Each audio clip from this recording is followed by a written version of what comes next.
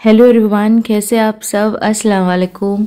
I hope कि आप सब ठीक ठाक होंगे, खैर खैरियत से होंगे। और शुक्र अल्हम्दुलिल्लाह कि मैं भी इस लायक हूँ कि मैं अभी बस थोड़ा सही महसूस कर रही हूँ और बातें कर रही हूँ। अभी बस असर पढ़कर ऐसा उठी, सोची आज मैं इस तरीके से कुछ व्लॉग बनाऊँ। बस ऊपर वाला मुझे सब्र दे और जो भी सुन रहे हैं उनको भी सब्र दे और अच्छी सेहत दे। अच्छा, ये जो चादर है ना, एक पाकिस्तानी फैमिली फ्रेंड है, जब मैं पिछली दफ़ा मिली थी तो उन्होंने मुझे ना, ये सिंध का है शायद, ये चादर गिफ्ट किया था, तो मैं इसको ऐसे लगाया करती हूँ। चाय बनने में लगा दिया है, लेकिन कल क्या हुआ था ना वो मैं आपको बताती हूँ। ये तो मैंने आपको रूम दिखाया और ये है पंखा, ठीक है।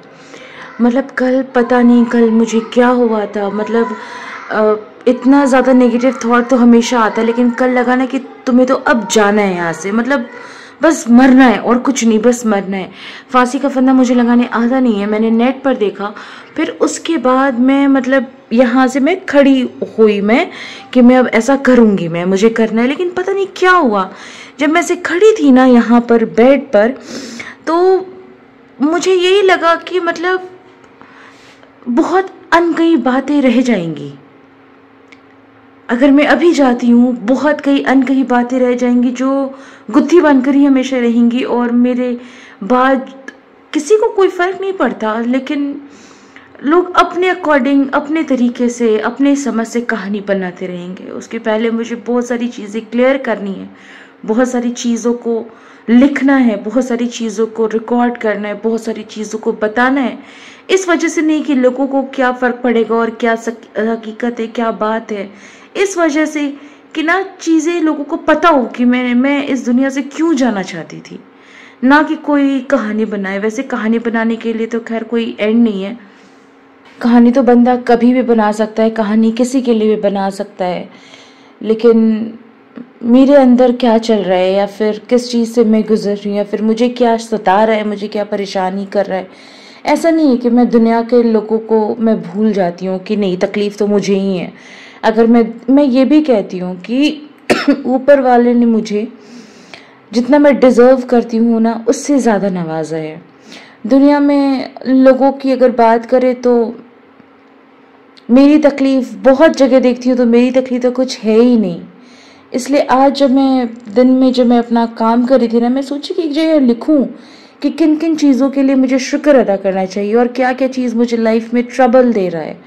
लेकिन जो चीज़ें हुई मैं उसको एक्सेप्ट नहीं कर पा रही हूँ, ये मेरा प्रॉब्लम है कि मैं अभी तक 2.5 साल हो जाने को है, 2.75 साल हो रहा है, लेकिन कई चीज़ों को मैं एक्सेप्ट नहीं कर पा रही हूँ और मैं एक्सेप्ट करना भी नहीं चाह रही हूँ। तो पता नहीं, लेकिन ये दुनिया बहुत जालिम है, ये तो मुझे आया समझ। बहुत जालिम है, टेम्पोररी तो है ही, और ये दुनिया ना हमारे लिए नहीं बनी है, इट्स अ फेक वर्ल्ड। तो जो लोग दिल के सच्चे हैं ना, उनके लिए ये दुनिया नहीं है। और फिर कल रात में ही मैंने इस पूरे डब्बे को मैंने कल ऐसे कल ख़त्म किया। मैंने देखा है स्ट्रेस में या तो मैं बहुत ज़्यादा ओवर ईटिंग करूँगी या तो कुछ खाती नहीं हूँ। लेकिन पता है क्या, आज जब मैं शाम में थोड़ा देर सोकर जब मैं उठी आराम करके, मैं अक्सर सितारा यासीन को मैं देखा करती हूँ। एक दिन मैंने उसके अगेंस्ट में भी व्लॉग बनाया था, आपने देखा होगा, मैंने हाइड कर दिया। मुझे लगा कि यार किसी की गलती, मतलब मुझे मेरा दिल नहीं गवाही देता। बहुत जगह गलत देखती हूँ लेकिन दिल नहीं गवाही देता। लेकिन वही बंदी है जो मुझे इंस्पायर भी करती है। उस बंदी को मैं तब से देख रही हूँ जिस दिन उसके हस्बैंड ने शादी की थी, तकरीबन 3 साल 4 साल हो गया होगा, 2.5-3 साल से। तो आज उसकी मुझे एक बात बहुत अच्छी लगी। ये तो पूरे दुनिया के लोग कहते हैं कि जल्दबाजी में फैसला नहीं लेना चाहिए, लेकिन वो एक लाइव एग्जाम्पल है सब्र की। मुझे अच्छा लगा और उसकी बात सुन के आई एम फीलिंग बेटर। अभी बस चाय लूँगी। तो बस यही है, मुझे ना समझ में ही नहीं आता है, कभी कभी नहीं, ज़िंदगी गंवाने का ये जो हराम ख्याल है ये पीछे ही नहीं छोड़ता। मैंने इतनी बार, कई बार मैंने तौबा किया, लेकिन आज तो मैं शायद मेरी आवाज़ से लगेगा नहीं, लगेगा मैं कोई कहानी बना रही हूँ, लेकिन कल जो मेरी हाल थी शाम के वक्त, रात के वक्त, और फिर जैसे ही आँख खुलता है तो लगता है कि यार मैं ज़िंदगी क्यों हूँ, जबकि मैं हर चीज़ को एक्सेप्ट करती हूँ। लोग ज़िंदगी के लिए तरस रहे जिनकी ज़िंदगी बहुत कम दिन की है, जो किसी बीमारी से है, ऊपर वाला हम मुझे हर चीज़ से नवाजा जिसकी मैं सच में जिसके लायक भी नहीं हूँ। जो चाहिए सब कुछ है, लेकिन जो खो चुकी मैं उसी को लेकर बैठी हुई हूँ, जो चीज़ें बिगड़ गई मैं उसी को लेकर बैठी हुई हूँ।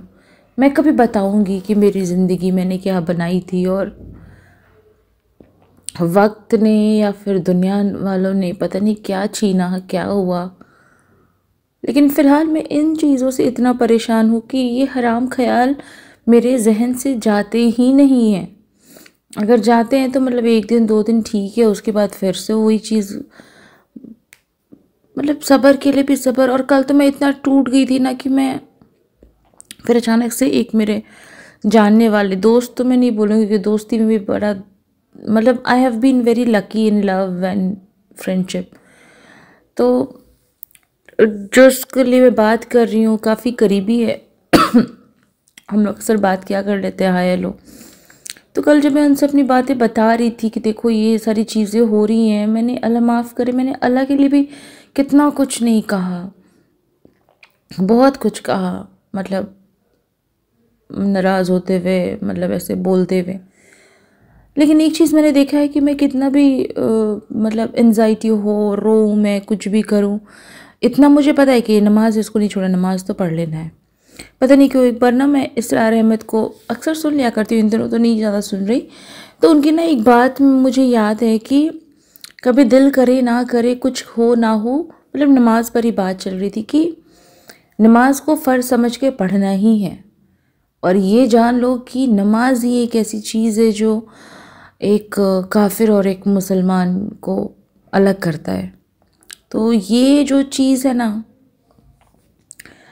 तो नमाज भी पढ़ी, लेकिन उसके बाद में ये फांसी वाली चीज़ मेरे दिमाग में आया और फिर मैं ऐसे की, क्योंकि मुझे तो मरना था, मुझे ऐसा ख्याल था।